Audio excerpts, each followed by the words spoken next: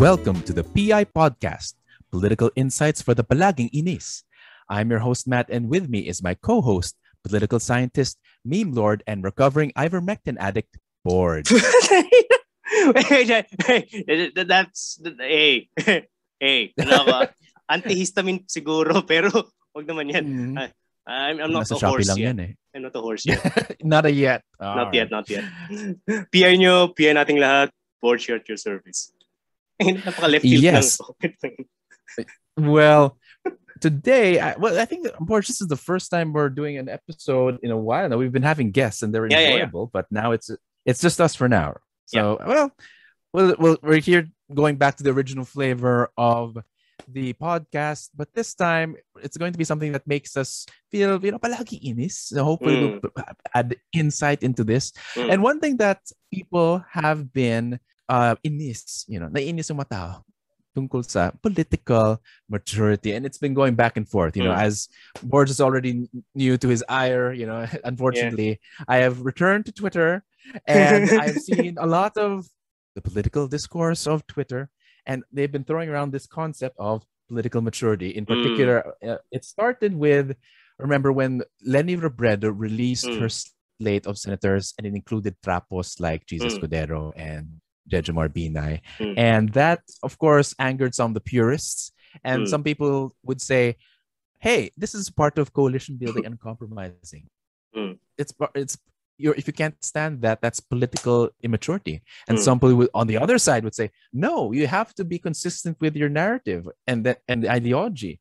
And that is political immaturity. And of course, even before that, there's political immaturity in a lot of like op-eds that say that, why isn't the Philippines politically mature? Something like that. So have you encountered this kind of discourse? What do you think about it? It usually emerges during, of course, voter season, election season. It's one of the mechanisms being used by anyone in public discourse to judge everyone else regarding their own selection of candidates. So as of now, what I can observe regarding political maturity in public discourse is that it's more of a rhetorical mechanism than an actual concept for analysis.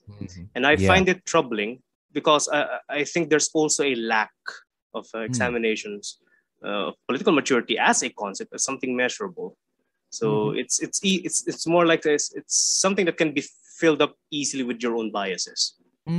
Yeah. So in other words, we don't have all the same ideas of political maturity. Usually it's deployed by people from different partisan sides with different candidates in mind.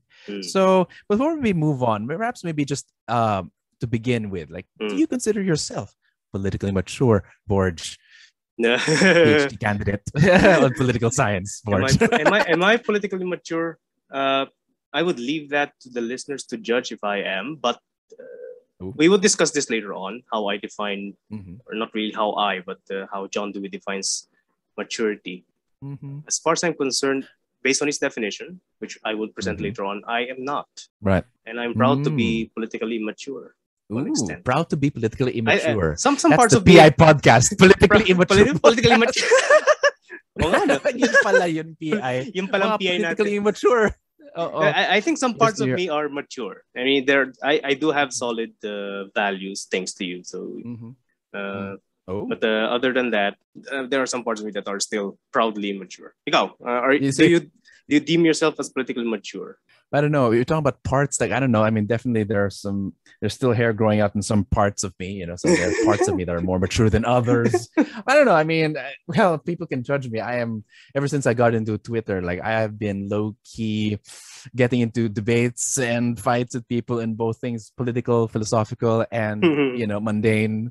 So in some ways, I'm definitely not a mature person. And I think that's one thing to discuss, that whether a politically mature person necessarily means you're a politically mature citizen.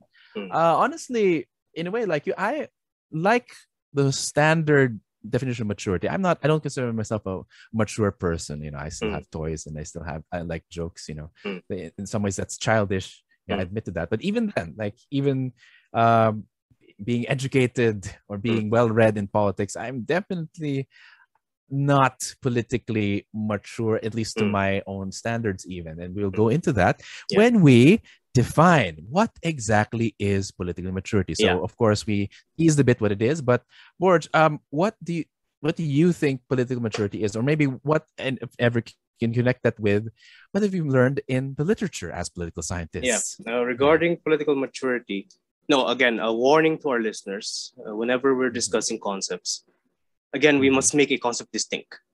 Okay, so I think for now, what we should make something distinct is political maturity is something distinct from being principled. So that's the thing. I think I can say that I am principled, but still immature. But going back to our formal definition, you can check it out. From John Dewey, from his work, Democracy in Education, he actually defines immaturity first, instead of going directly at maturity. And his work on democracy and education is, of course, one of the landmark works on political education, civic education. So for him, immaturity, first and foremost, is not something that indicates a lack. It is not a void. It is not something that, it is not indicative of something that you don't have. Okay. For John Dewey, in the context of growth, his focus is on growth because education for him is concerned with growth. The primary condition of growth is immaturity, and immaturity is not a bad thing. Instead, immaturity refers first and foremost to potentiality, okay? To have the potential to be and to do something that is effective, that is efficacious, that is practical, the potential to shape your own environment. That's basically one part of it. The other part of immaturity that I would also like to emphasize is plasticity. To have flexible values, flexible attitudes, to be able to absorb, to be able to absorb impacts of experience and, of course, impacts of education itself. So, and last one would be interdependence. Well, he defined it as dependence, but he made the qualification that this, to be immature is to have a measure of dependence with other people. And of course, in a social perspective, it becomes interdependence. So he also warns about, natamaan ako dito, tarantado itong si Dewey. Natamaan ako dito, that he actually made a warning regarding looking at growth as thorough independence, because thorough independence can make someone aloof from society and from others. So he also made that warning. So again, just to sum up, for John Dewey from Democracy and Education, immaturity refers to plasticity, the flexibility of our minds, as a container of a potential capacity to shape our environment, and of course, dependence on other people. So yeah, that's immaturity. And his argument is that to harness that immaturity, in education, in forming a system of education, inside the classroom or outside. It is to make people more absorbent to experiences, to help them process such experiences, but to keep them open, really. So he's also advocating adults to be childlike, in looking at the world, to be more childlike and have sense of wonder, innocence. So yeah, that's for John Dewey. That is an interesting one, especially when it's the capacity to still grow, and that's quite positive. So by that definition, it's no wonder why you're so proud to be immature, because you can still learn new things and see things as a child. Sabi ika nga ni Jesus, let the little children come to me, and for theirs is the kingdom of heaven. Very Christian. But for me, I took a different approach. While I do generally agree with that, I did try to think about it. First of all, I did try to go through Google Scholar. I tried to go to LiveGen and the usual things and see what the articles have. And there aren't a lot, surprisingly.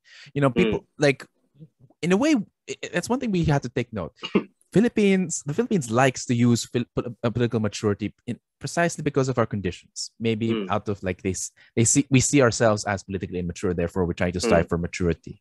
But if you look at the literature, they don't really talk about it a lot. But the few that do have this to say. So at least there's this one article I found with Hutchins, Robert Hutchins. He is an educator. And the weird thing is that he doesn't really define political maturity, but he does bemoan the lack of citizens.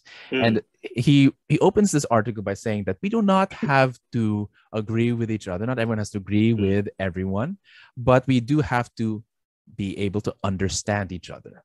and that for him, that is the model of a citizen.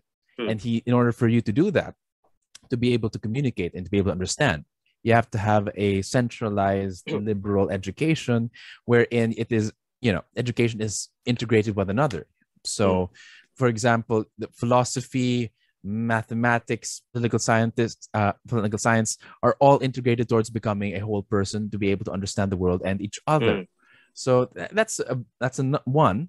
And another one is it's weird. It's a bit Cottle, I think is his name, around the same time, 1975, very old. He also talks about immaturity, and it is usually invoked when behavior is deemed excessive. So in a way, he calls, his article is entitled Maturity, a Biomedical or Political Concept. So this is not a political or social science necessarily, but even biological or biomedical definitions of maturity is considered, politicized. This is almost Foucauldian, so it's more like it's used, I suppose, to illustrate a normative ideal. When you say someone is mature, it represents what he's supposed to be, and so that would differ from different community and to community. And I think last one is Burned, and this one is a bit more empirical. And this was, I think, the articles from 2013, and they try to measure the political maturity of young people, young voters from 16. And they operationalize political maturity with 4 indicators. Number 1, interest in politics. So generally, interested in the news, interested in debates in general. If you're neutral, you're not interested, that's political immaturity right away. Then is political efficacy. So of course, that's political participation. Next is attitudinal constraint, meaning I suppose their capacity to control themselves, without bursting out of control, jumping into conclusions, perhaps, or even like violently reacting. And then we have, of course, consistency between attitudes and hypothetical voting choice. In other words, they vote for the people consistent with their own beliefs. So these are very clear indicators of what political maturity is, and this is behavior. So again, it's not quite united, or there's no clear consensus, but one thing is clear is that it's depending on normative good, what is ideal.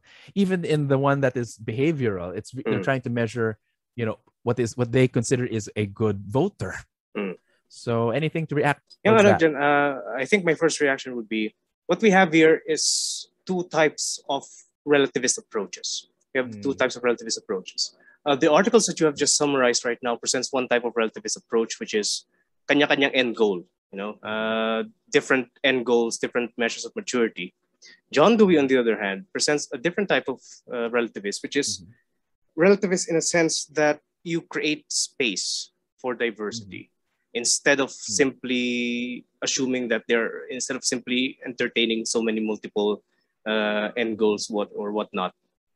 John Dewey himself presents his own standards on what a citizen should be, but he never used maturity really to measure that one. So again, we must be sensitive to our listeners. We must be sensitive with distinctions in concepts. So citizenship, is it about political maturity? Is it about political immaturity?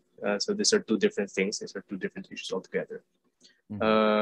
When we look at immaturity from the perspective of growth, it becomes different in comparison to looking at immaturity from a specific set of standards. And I think what John Dewey did was, of course, along with the other pragmatists, is to, Aristotle, I think, underlies the articles that you have presented. I can smell Aristotle in those arguments. I can smell Aristotle in those arguments. It smells like good. It smells like Aristotle. It smells Greek and olive oil. Whatever that means. Okay. But for John Dewey, I think he also tackles he's also Aristotelian, but he's looking more at the methods, really. Creating a space, creating an environment for someone to grow. Okay, for someone to grow through, not against, through immaturity. Okay? To be class, to have, to be open to new ideas, to be and again this is from the perspective of education, as one of the books that you have recommended to me regarding the brain, from a biological perspective, maturity is unavoidable. Okay, so our brains, as that book said, our brains would of course reach a certain peak when we would grow less and less open to new ideas. And if you would combine those two, if you would combine John Dewey's perspective and that fact, that biological fact, then John Dewey's approach appears to be a means to alleviate the impacts of such a neurological reality, that our brains at time would eventually become relatively close to new ideas. So, I think my ideal, okay, let's try to look at it from the argument of political maturity. I'll ask you a question. How would you look at yourself? What is your ideal condition as an old person when you're, for example, what do you want yourself to do as an old person when you're confronted with something new that you cannot understand? Actually, I like that. I like that connection, actually, tying back to maturity, because maturity in a way is a biological reality as much as it's a social reality. And there are biological limits to it. Like, no matter how much you want to, the brain has its limits, and it will stop developing brain cells. And a certain time, like the amount of cells, people say this all the time, biological growth, the amount of cells in your body start to degenerate faster than it can replicate itself, starting at age 25. So it's kind of sad, but when it comes to like going to, I suppose that while there's a biological limit, I think it's we stop growing because by that time it is assumed that what we have become is sufficient to react to whatever environment that we are in. That we are in or we're confronted with. Because it's weird, like even if, for example, like you and I are well beyond the 25 and more, sorry to point that out, but in a way we are relying on the skills that we have already accumulated, our reading habits, our studying habits. So when, like, for example, when you said that when we encounter something new, we normally fall back on stock knowledge, on old skills that we've learned already. So that's why our education system is based on that biological reality that we kind of have. Our brains do grow and develop and mature at age 25. So grad students older than 25, it's already suboptimal. So that's funny. But despite that biological reality, there is still the social reality. Like while our capacity to change our brains, our organs, our bodies as well. In fact, even our physical bodies. Some people who are athletes, they say that their physical peaks are when they have to retire in a lot of sports. They have to retire at age 30 or around that time. Some people, they make exceptions, but really maybe 40, that's the limit for a lot of sports, especially competitive sports. Maybe in solo sports, like, I don't know, like what, golf or shooting, maybe, or billiards even, that's not really intense. But like basketball, very few people stay beyond like 50 or 40. I don't know. I'm not sure about athletes, but for a lot of athletes, 30 is the limit.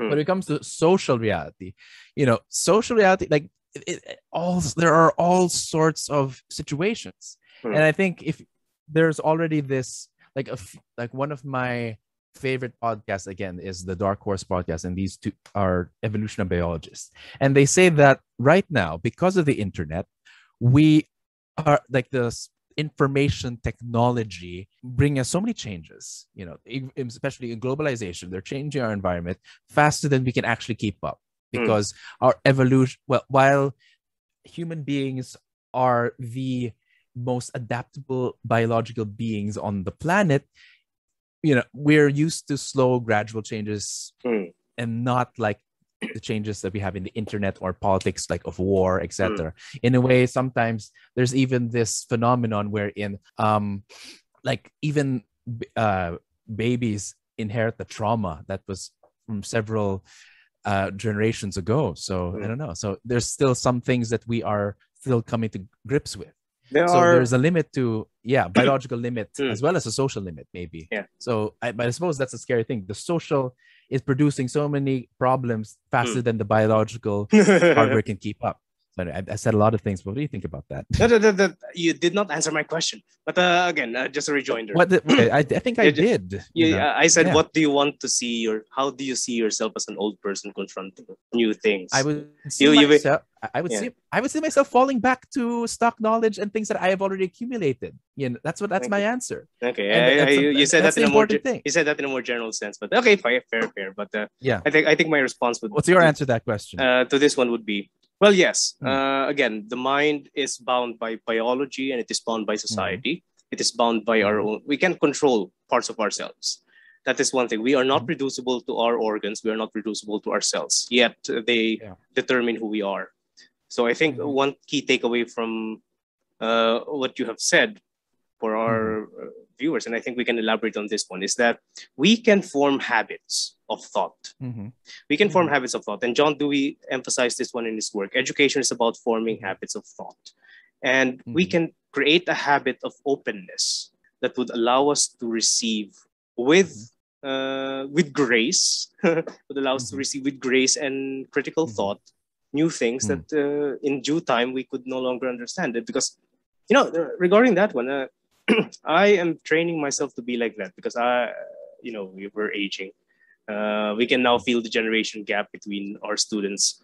So, and I can observe that one because, again, I started teaching young. So, napapansin ko na. So, that must be a long time ago. Gago. So, but for my case, I'm striving to have a habit of being open to new ideas. To being open to change. So even if I cannot understand change in due time, when I'm godforsaken old, I would like to keep my mind sharp. If I could no longer understand it, I will not hate it. Okay? I hope that I will not. So there are still parts of our minds that we can still control. Even if we are partially determined by our cellular structures, we can even control our own diets to alleviate the effects of aging. So habits would be a key term that we can include in analyzing what maturity and immaturity is. I think what I was trying to highlight is that it's important now to keep studying, keep trying to learn things and be open. It can be an attitude, but at the same time, the attitude, the spirit can be willing, and sometimes it can compensate, but at the same time, the brain is just like that. It's set in its ways. In fact, some people are just like, I know some people who are progressive, and when they talk to their older relatives, they just accept it because it's hard to teach an old dog, quote unquote, tricks. Oh my God, we compared old people to dogs, and I suppose we are. I don't know. You and I are getting close to being old curmudgeons. Parang naiingayin na tayo sa mga bata, or naiinis na tayo na parang, get off my lawn. Ba't ganyan yung masyado maingay? But perhaps one is to keep that this is all there not to be about aging. My goodness, it's this political maturity necessarily have to be about aging, because on the one hand, that in a way it falls into a kind of political immaturity eventually when you're advanced biologically. You're unable to perhaps understand the new social phenomenon, the new patterns, and you become intolerant. So I mean, I think that if one becomes intolerant, if one's values become solidified, that is basically maturity as far as John Dewey is concerned. Ayaw mo lang kung anong nangyari. You would prefer people to have solid values on being open. You would prefer them to have solid attitudes on being liberal and loving liberty, on protecting other people's liberties. You want them to have those values. But if you don't want them to, if you don't want the values that they have and it's solidified, you cannot simply say that they're immature. They are mature. Ayaw mo lang na ganun sila. That's the vice of a person. So that is the problem underlying the use of the word political maturity right now in public discourse. Kaysa ba ayaw mo ng ugali nila, immature na ba? If you don't like their behavior, is that indicative of immaturity? I mean, technically, it's like when you look at an old person, although it is not always obvious, but they're already, in a way, to put this clearly like their disk space is used up. So they have a lot of information, a lot of stories, a lot of values, a lot of biases. So it's a big ask for you to say, just accept and go with the times. And but literally they're the product of certain times. And there are people who have despite their age have been open to new phenomenon and new patterns. But these are exceptions. In fact, I know. Well, one of my favorite authors, Harold Bloom, he has defined the Western canon, but when he was being interviewed, he constantly hates J.K. Rowling and Stephen King, two authors that at least popularized reading, and he resents it because this is not the reading he's used to. This is not the reading that informed him with the Western canon, like Shakespeare or Ulysses or Walt Whitman. But just because they're not Walt Whitman or like these things doesn't mean that they're not valuable. I personally had the habit of reading precisely because of J.K. Rowling. You judge me if you're not. She might be unpopular right now because of her opinions on trans people, but I mean, I think recently we celebrated the 20th anniversary of Harry Potter. But anyway, that's a great tangent. But regarding exceptions, one exception would be Karl Marx. At the end of his life, he was revising class analysis, his own class analysis, the one that made him famous. He was revising it. Sadly, he died before he finished the revisions.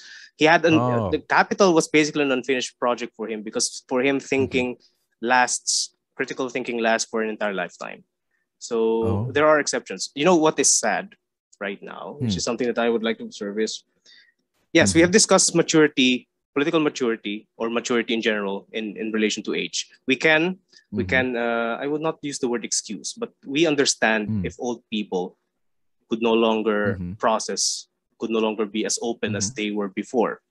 The sad thing is, if young people with so much disk space in their heads could no longer process new things, is as intolerant as the old, and could no longer accept change. That is the sad thing. So I mean, the fact that they're digital natives, they have all this information, all these memes and songs, they're just as intolerant. You're right. Because that's because they can't handle more space or handle any change. It's clear to us that it does. Well, political maturity, or immaturity can exist in either age. I don't know. I don't know why age became a theme, but it is a necessary theme that we must recognize. Because again, as we have emphasized, neurology and biological facts must take place and must be taken into account. We just cannot ignore that we age as human beings, that we are mortal. Ang problema lang, if a young person is as intolerant as an old one, neurology cannot excuse him, because marami pang disk space. Maliban lang, again, we go back, we go full circle, we go back to society. Probably that person, the development of the brain is of course affected by diet. That person can be malnourished. That person could have experienced periods of extreme hunger. Hence, the development of the brain did not go as well as other people. So, pero kung the most extreme case that I could not excuse in any condition is a young person, middle class, well fed, well educated, but is as intolerant as an old person. That is inexcusable. You cannot excuse that excuse that in neurological terms. You cannot excuse that in sociological terms. You just cannot excuse that in. So that's the saddest case that anyone can find. Which is kind of, I suppose, precisely what we observed, because a lot of supporters of Lenny are actually disappointed in Lenny, for example, because she included some not so desirable, not as progressive elements into her senatorial slate. So that's another form of political immaturity, being unable to compromise. And compromise, I suppose, even people who have been in politics, have been immersed in politics, say that it is a necessary part of the game. So that's for a certain camp. That's political immaturity. But I think I think we are now moving on to another level of maturity here, because we've been discussing maturity at the level of individuals. I think the picture would change at the level of systems. Okay. So I think that's a challenge for us, because the arguments that we have just presented right now is applicable for individuals. So the first part is applicable for individuals, but political maturity would change when you start discussing entire systems. So the question I think would be, how can you call a system mature? Well, that's funny because a lot of our standards, a lot of our politics is based on the American system. And that's why we observe it. You and I have discussed it several times in the podcast. And a lot of our, again, like the same way we say that tayo naman, I think, was it the hashtag tayo naman, around this time last year, that said that, okay, they beat Trump, let's beat Duterte. So the fact that we are still, in a way, comparing ourselves to the Americans, because in a way we inherited their system and many parts of our culture, I suppose that's indicative of why people use political maturity. And they use political maturity, the standard of their political maturity is other countries and not ourselves. So to answer your question with whether or not the political system is mature, honestly, that is an interesting question. I'm not sure how it is, but if ever, my fallback would be whatever America decides to be what political maturity is. Like a lot of people would say, again, the capacity to compromise, because like the American system, the Philippines relies a lot on coalition building. Now, of course, dynamics are different, but it's still coalition building, negotiation, compromise, and consensus building. It might, well, I don't know. Well, you may argue that they're quite different in the Philippines, presidential bandwagon, but there's still, again, push and pull, tug of war. So I don't know. What do you think about that with the question that you just raised? I think first and foremost, we need to understand the nature of the question itself. First and foremost, can we apply arguments on political maturity at an individual level? Can we apply it at the level of an entire political system? And that's a tricky part. If we try to apply John Dewey's definition of immaturity, and of course maturity for that case, which is plasticity, flexibility, interdependence would be there as well. I think the plasticity part would be more applicable for entire systems, as well as the room for growth. And if we would apply that to the case of the Philippines, my argument is that we are already politically mature. This is the best that we can have at this point for the past few generations. We have no room for growth here in the Philippines. We have very little room for growth. Very little room for growth. Our values have solidified. There are old values emerging, dormant ones. I have predicted them way back in 2013. I knew that they would come back, and now they're back. And now my research is more relevant. So I think, I would not say that we are politically mature if there are new values emerging. If there are new values emerging, or if there are new values that are becoming more rampant. But we are looking at old sets of values. So I cannot say that there's room for growth here in the Philippines on one hand, and we are no longer as plastic, as flexible. Okay. So contrary to any liberals who would say that we are politically mature based on American standards, and I think the American standards are not even tied with Dewey, so just plain basic mimicry. Contrary to them, I would say that the Philippines is politically mature. This is it. Right. This is it. So make Philippines immature again if you want change. Interesting. Okay, so just to recap, Philippines is already mature because it can no longer learn new things. Yeah, generally. Mostly. I don't know. It's a big claim, really. There are still rooms for growth. The democratization is still moving. Pero again, if you would look at democratization in the Philippines, it is moving in a limited manner in local government. So it could no longer reach the national level. So we do have exceptions. Again, exceptions are not sources of hope. Exceptions are deviants to the rule, and the rule is not democratic. So can you cite examples of similar cases where there's political maturity, in other or in systems in other contexts, just to see if there's a comparison? I think political maturity in a sense of having no space for growth and having inflexible values or whatnot. The Western countries are politically mature. They have reached their peak. They've reached their peak of development. That's why you cannot find any new movements in Europe. Ang nangyari for the past few years, what you had are resurgence of right-wing ideas. And these are old ones. They're not new. Yeah. They're just repackaged. So right. So they're mature, but they're doing better.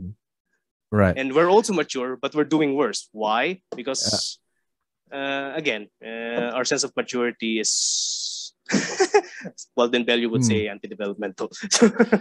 It's almost like being able to look at it through like the metaphor of the body. When it starts to when it's reached its peak, it starts to break down.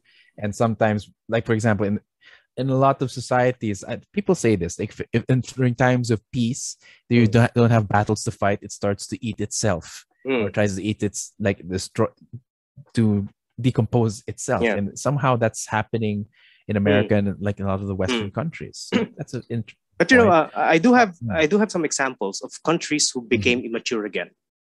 I have historical examples of countries who became immature again. Meiji Japan during the Meiji Restoration. So as you said, countries that have lost any cause of war would start eating itself. Or stability, long-term stability. Yeah, long-term stability would start eating itself. That's basically Japan under the Tokugawa regime. So they have established long-term stability. The samurai class became bureaucratic class. They are no longer warriors. So Japan entered a period of childlike amazement and awe and terror in the face of Western technology. So they were forced to be immature. And by being immature, they started mimicking the West. They started mimicking German bureaucratic practices. They started mimicking European military technology. They started absorbing all sorts of practices, systems, structures, technologies from other countries. And that's Japan becoming immature again. That is the condition of Japan becoming immature, and out of that immaturity, it grew. But then again, the growth itself is dependent on your history, so they became fascist. Regarding that one, just an example, that history doesn't repeat itself. If history does repeat itself, Japan would have been more traditionalist. But in Japan, there was actually a faction in Japan that is thoroughly traditionalist and militaristic. Right. They were stamped out. What replaced them would be the militaristic and modernizing faction, who became eventually the fascists in Japan. That's one case of a country becoming mature again and achieving growth. Make Philippines immature again, MP. Just to piss off anyone using the term political maturity right now, based on our own understanding of history, based on our understanding of neurology, based on our understanding of education and psychology. Yes, make Philippines immature again. Yeah. I suppose there's still a motivation, or I suppose a perk there, because to strive for political maturity means as you've reached that stability and you need not learn anything else. Because to be honest, like to be able to learn something else, stability, you can rest, you can finally retire. The problem is the globe, the world never stops. So a country must always be able to adapt, to change, to absorb, but, of course in a balanced way. But I actually see that. But right now, I think we don't really understand that in the level of systems or in countries. It's still on the level of like individuals that we or sectors in society we don't like. In some sense, political maturity is still whatever it means for the elite, because they feel like they're the ones who are quote unquote mature. What can you say about that? You know what? Probably they are. I would say that they are, but not in the way that they like it. They're mature because their brains are stuck. They're intolerant. Yeah. They're no longer susceptible to change. Or they're no longer susceptible to diversity, even if they want change. So political maturity is not necessarily a good thing wherein you have all the skills. You can be mature, but still stunted. Yeah. So, that's the thing. Political maturity cannot be the cause of development. It cannot be the cause of progress. Because we can see societies who are political mature that are progressive, and yet we can also see societies that are political mature but not developing. Like the Philippines. I've said my argument is correct. We are politically mature, yet we are underdeveloped. So it's not a cause. It's not a cause of anything. as far as I'm concerned, political maturity is more of an effect. Okay, and the more probable cause would be how we handle our immaturity, how we invite growth, how we harness our sense of openness and growth, how we maintain a sense of flexibility in our way of thinking. I think that is that is the probable cause of progress. Right. And so I suppose it's a good time to actually ask ourselves now, since people use the word political maturity, how then should we use it? Because it clearly be whether whoever is using it, they're using it clearly wrong. It's an interesting new way of using it. When it's political immaturity means you can still learn. You can still, you have, in a way, there's this old Chinese saying wherein you cannot put water in a cup that's already full. You have to empty it out. So that's an interesting Asiatic example of what you're saying. So right now, what can we do as it is? Like how should we deal with political maturity discourse? Regarding that Asiatic example, John Dewey actually, I think I already said that John Dewey went to China. He studied briefly in China, so he probably absorbed that one as well. What can we do? What can we do? Well, again, the argument for my case is make us immature again.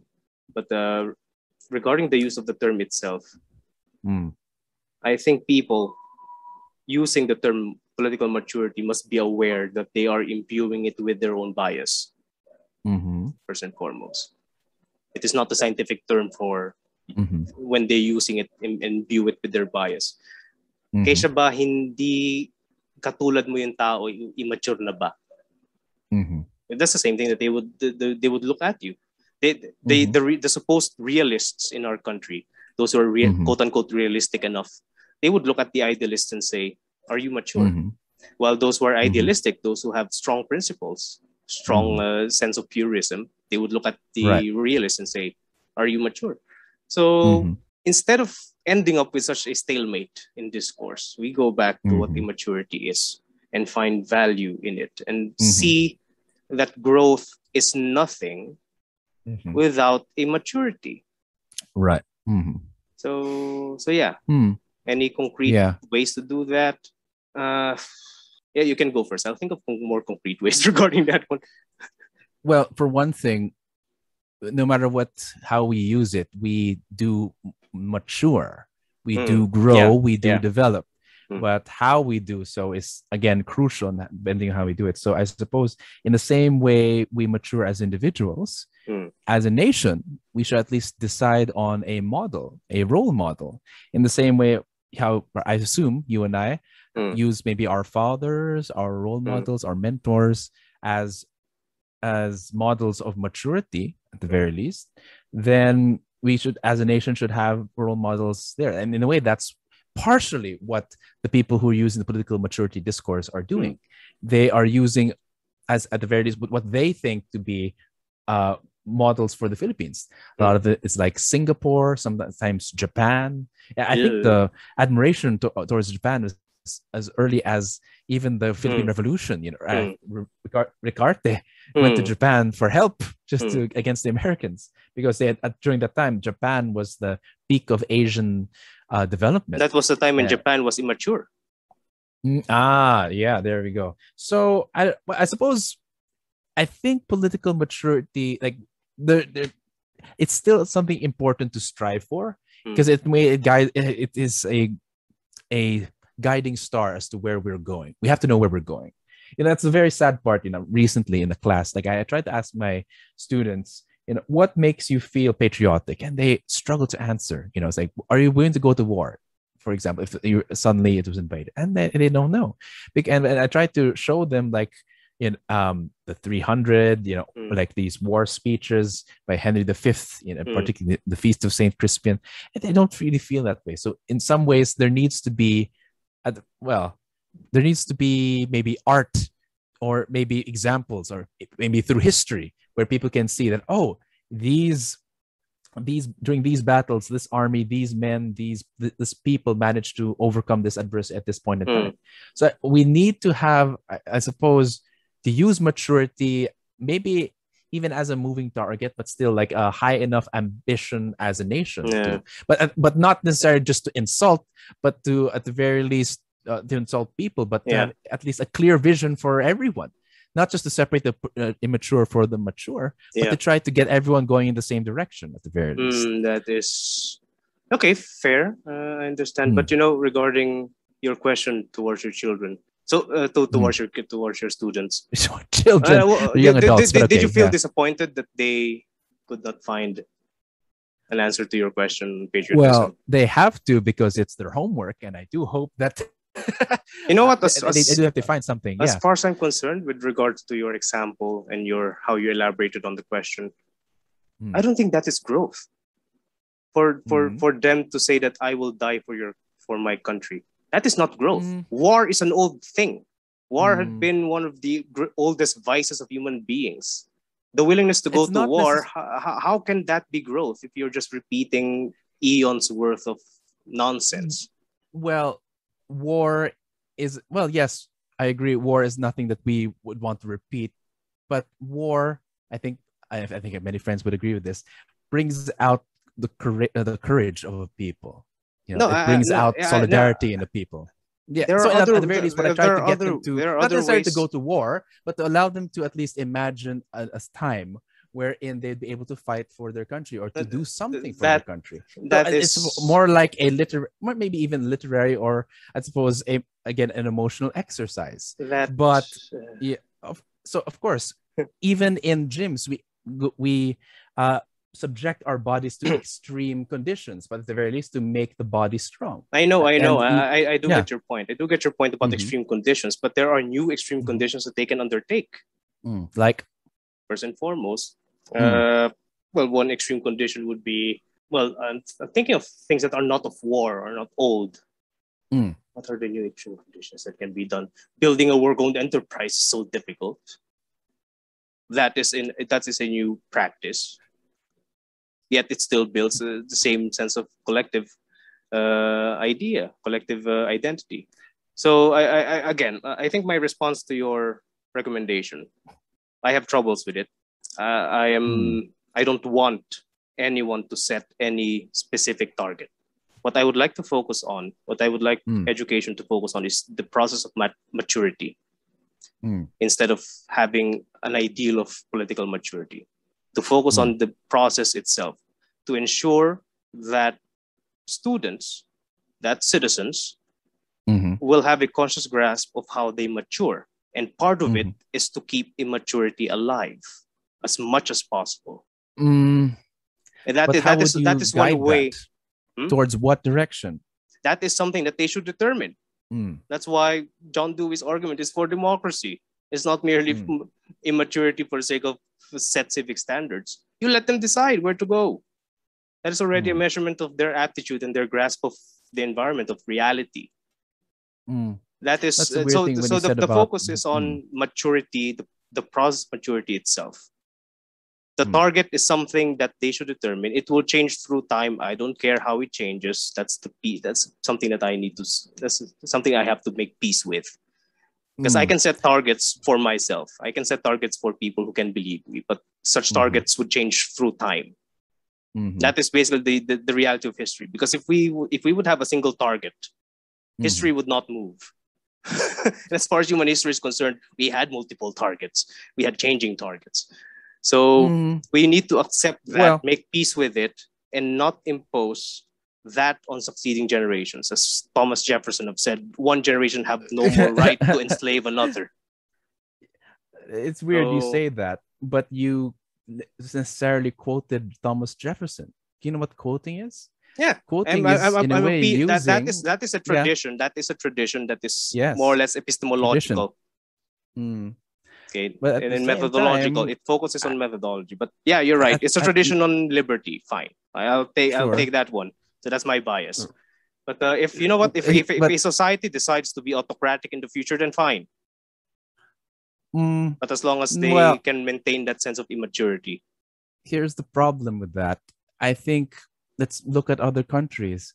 They have used different epochs as, in a way, their models, but not quite, but at the very least, somehow as an inspiration, I suppose people still, that's why we have things like the Renaissance that happened, because they rediscovered the Greeks and the Romans.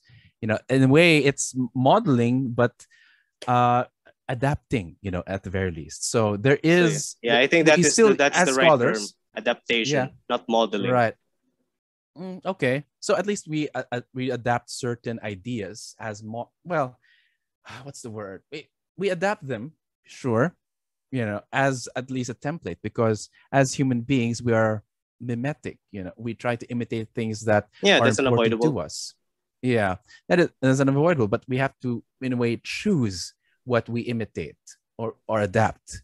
Okay, so you basically just agreed with me partially.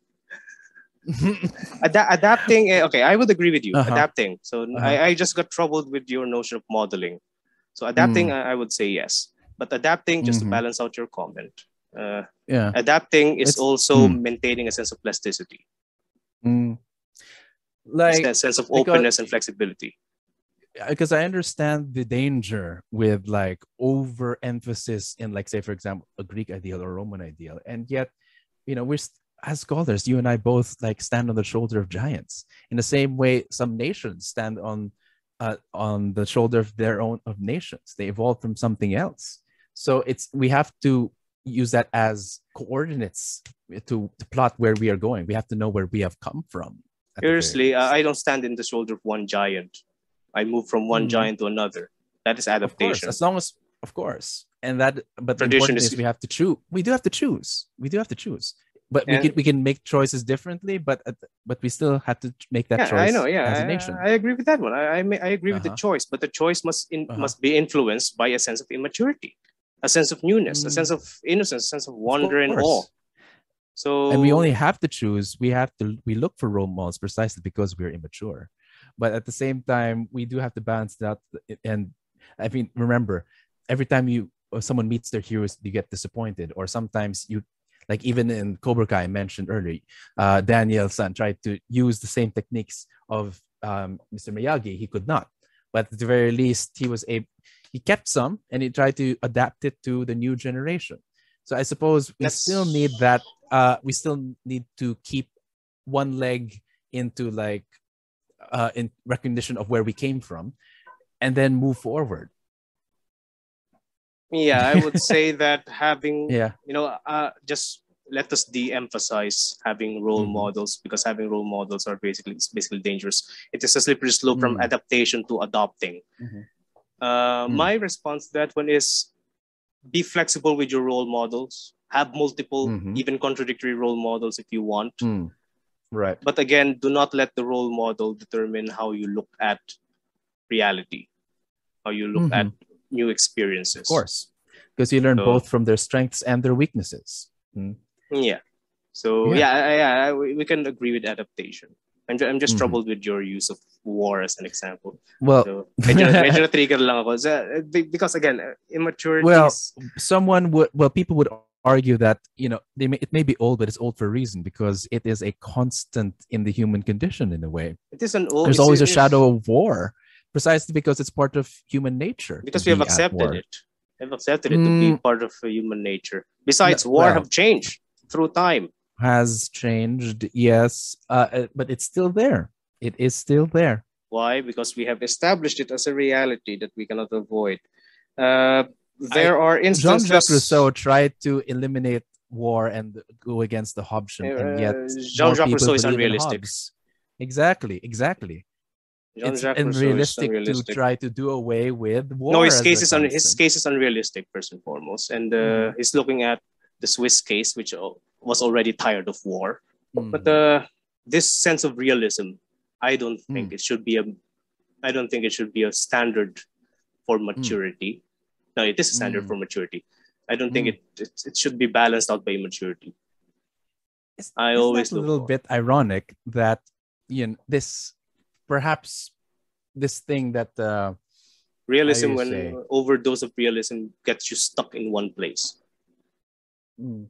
But to be unable to accept it might also be a form of intolerance and maturity, don't you think? Yeah, that's why you need to balance it out with a sense of innocence and more or less looking forward to things that are not realistic, so you can strive for it. If man is so realistic, he would not have planned to fly. If Leonardo da Vinci was as realistic as basically the thrust of your logic, he would not have invented, and he would not have explored the human body. He would have just settled with the old medieval doctrines about the humors, because that was the reality at that time. So always explore, just to balance out the sense of reality, just to balance out the sense of reality. Well, I don't know. Even Leonardo da Vinci had his own, how you say, it had his own traditions, like Vitruvius. My goodness, the Vitruvian man. Vitruvius was a Greek intellectual, if I'm not a Roman, but I think Roman. But yeah, he looked at notes and built upon them. So, and that was his basis on the theory of the body. So yeah. Anyway, but the thing is, I'm not satisfied with the notion of just building on things. I think that's the crux of my discontent. It's not. Isn't that scholarship? Scholarship is about criticizing your notes or the notes of previous people. It's not about building on it. The thing is, the notion of building on it is also a dangerous idea because it's too close to adopting. So I'll just throw in criticism there. When I say building on other people's works, that means criticizing. True, to a point. I suppose that's part of maturity, right? That's that constant dance between continuity and change. There we go. Continuity is change. Exactly. I suppose you still need to tether from the past. I think this is our long-term, I say, orientations clashing with each other once again. I think we'd end up in the same place, but I suppose that's part of maturity. No. We already moved my argument closer to yours. And I think you have already partially agreed with mine, so we learned from each other. All right. And that is another episode on political maturity. I think it went a bit longer than we realized, but there we go. So let's move on to recommendations.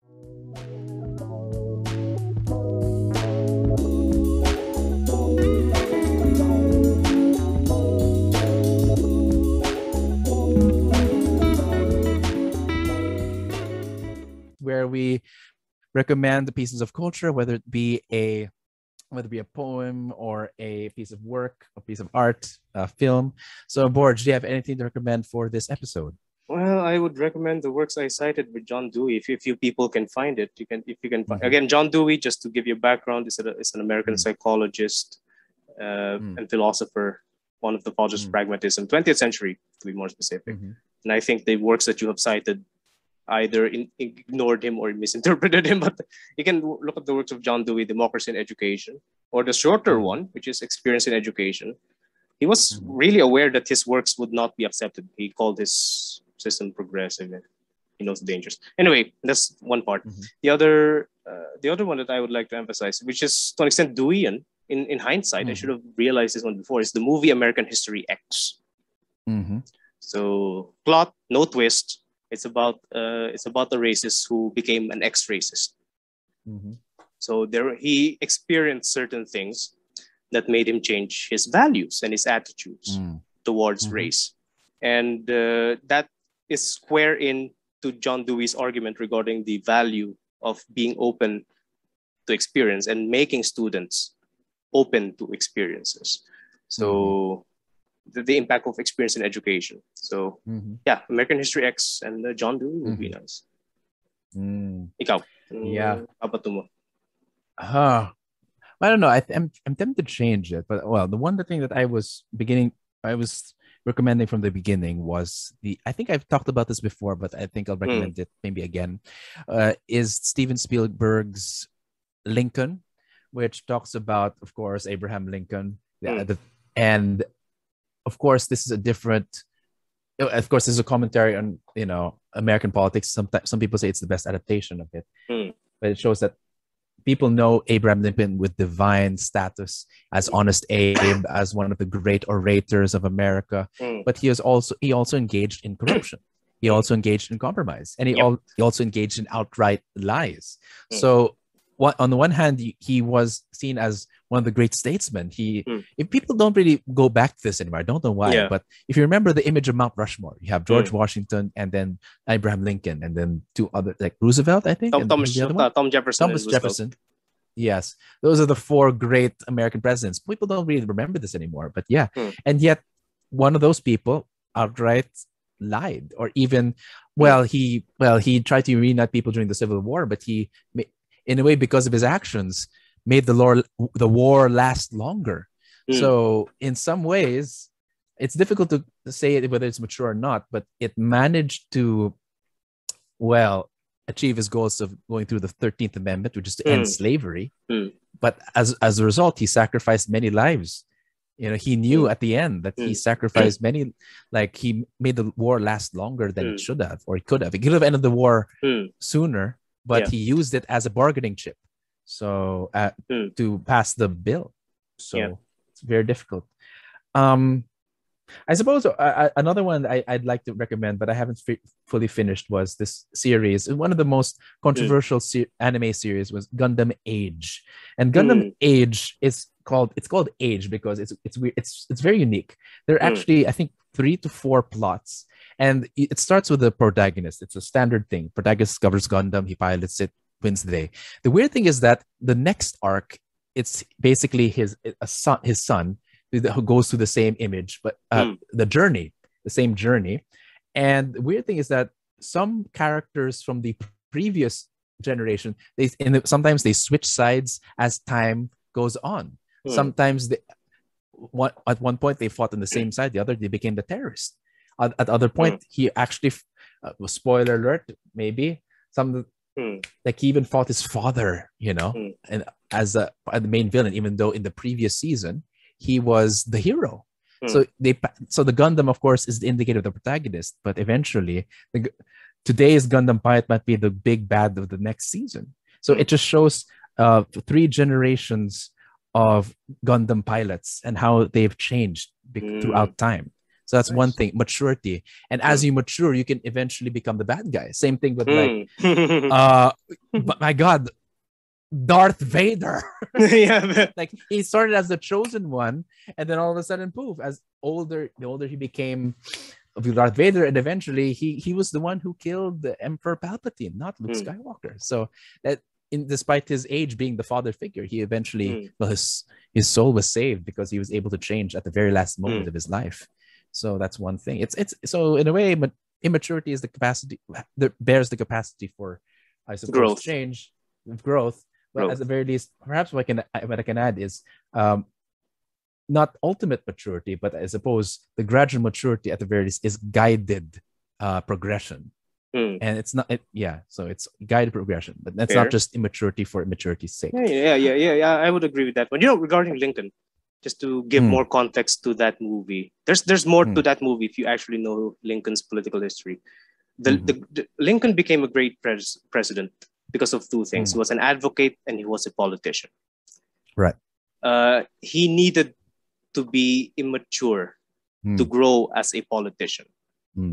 His electoral victory in the White House, he actually won by siding with one of the most corrupt men in America at that time.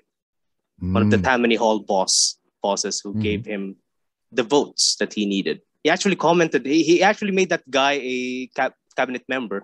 And his comment, I think I may be reinterpreting. His comment is, that man is so corrupt. The only thing he would not steal is a hot stove. So he allied himself with one of the most corrupt men in the United States, and that is him being immature. Yet that is his way of growing as a politician, and he would not have achieved. He would not have achieved the 13th Amendment without that sense of flexibility. So. Again, to those who are arguing for political maturity and immaturity, ask, is Lincoln mature or immature? So, I think one thing we have to say is it's never dichotomous. We're always in the process of maturation. Maturation. But it's important at least to know what we are as immature people, like ultimately immature and stagnant in immaturity, and how in a way we should look like, or what we can look like as mature, but even we can surpass that. And in so many ways, we can also surpass our role models or even what people we admire. So we should always keep growing. I think that's the main point here. Always keep growing. Always keep growing. Yeah. And utilizing political maturity as a rhetorical device doesn't really help. Yeah. Okay. All right, so that's a long episode. Yeah, we're not yet done with this. we're not yet done, but we'll get back to this somehow. But this is it for now. And if you enjoyed the PI podcast, please continue to follow us at Anchor, Spotify, and YouTube, and pretty soon in Facebook once we figure that out. If you have any comments or suggestions, please send us an email at pipodcastph@gmail.com. But until the next episode, magandang gabi, mga PI.